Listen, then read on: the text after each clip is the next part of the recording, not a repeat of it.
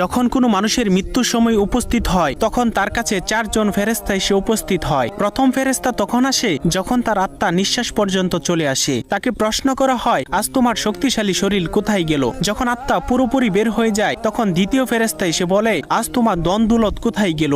দুনিয়াতে জানিয়ে তুমি গর্ব করিতে। এরপর যখন জানাজা উঠানো হয় তখন তৃতীয় ফেরেশতা এসে বলে, আজ তুমি এমন এক লম্বা সফরে বের হচ্ছ যা এর আগে কখনো করো নাই। আজ তোমাকে এমন এক ঘরে শোয়ানো হবে যেখানে নিঃশ্বাস ফেলানোর জায়গা পর্যন্ত নেই। যখন তাকে কবরে শোয়ানো হবে তখন চতুর্থ ফেরেশতা এসে বলবে, কাল পর্যন্ত তুমি জমিনে চলাচল করেছ, আজ তুমি জমিনের নিচে শুয়ে আছো। কাল তুমি হাসছিলে, আজ তুমি কান্না করছো। কাল পর্যন্ত সবাই তোমার সঙ্গী ছিল, কিন্তু আজ তুমি একা। কোথায় তোমার আদরের স্ত্রী সন্তান যাদের জন্য তুমি মাথার ঘাম পায়ে ফেলে উপার্জন করেছিলে? আজ কেউ তোমার সঙ্গী হবে না একমাত্র আল্লাহ ছাড়া।